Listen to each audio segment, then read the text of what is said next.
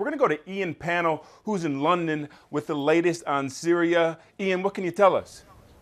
Well, let's just catch up on the events, really, over the last 48 hours. So we know that the rebel-held district in Syria that was very close to the capital, Damascus, has been fighting. There has been bombardment there for many months, in fact, many years. But there was one particular strike that took place late on Saturday evening that is alleged to have been a chemical strike. According to President Trump, he's convinced that it actually was a chemical attack. Certainly some of the symptoms on the ground seem to indicate that some form of agent had been used. We saw pictures of people foaming at the mouths, people struggling to breathe, needing inhalers, eyes watering, people being doused down with hoses. And the allegation on the ground was that this was yet another chemical attack. Now, we don't know that for certain.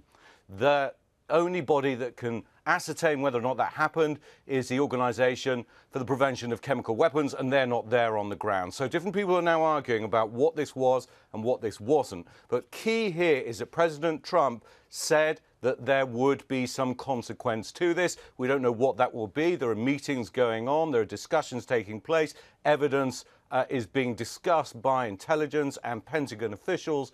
So we're in this stage where we're waiting to see what's happened. Now, separately from that, there was also an airstrike against a Syrian military base early in the small hours. At that point, many people thought, was this the United States starting to respond? We now know that that wasn't the case. The allegation has been that this was an Israeli military attack. Why Israel? Well, it's already attacked that base before. It's an Iranian military base. So it's entirely possible that the two things have happened. They look like they're connected, but possibly not. So lots of questions swirling and lots of questions about what happens next. Ian, from what I understand, this is a part of the country, a part of the world where information is hard to get in and get out. What do we know in terms of deaths at this point? We're hearing and seeing some images of people foaming at the mouth and those types of things. Why is it so difficult, and when might we learn more?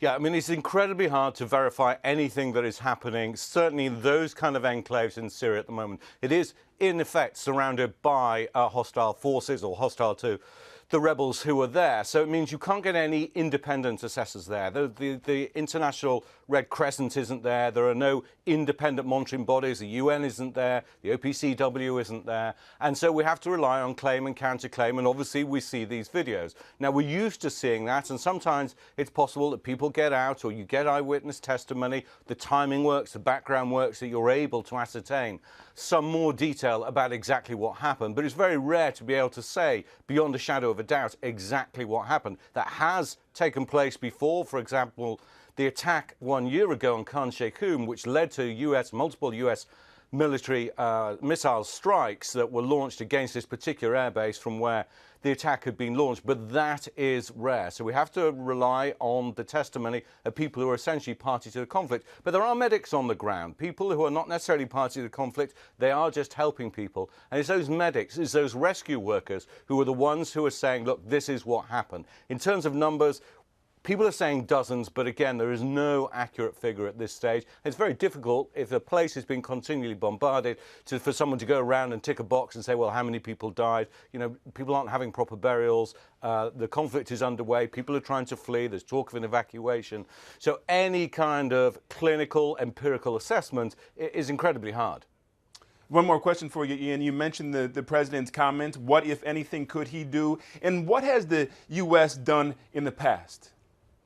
Yeah, so what took place 12 months ago was, in effect, a limited missile strike against this one airbase. Now, it was the first U.S. military action against the Syrian regime since the start of the conflict in the country, although obviously U.S. planes have been active in the fight against ISIS. It was a limited military strike only, though. It damaged the infrastructure only slightly. That airbase was up and operational within days, and the fighter jets were once again attacking targets, which led once again to civilian deaths. So for the president to respond this time, for it to have an impact, and by impact, what do we mean? We mean, well, effectively, that President Assad will have to receive the message that this kind of attack is no longer tolerated. And that means sending a message to Russia and Iran too. Now, that requires a fairly significant military response, and it's hard to imagine whether or not that is something that the president is willing to do. So it's one thing to say that there will be a big price to be paid. It's much harder to decide what that price is. Ian Panel, thank you so much.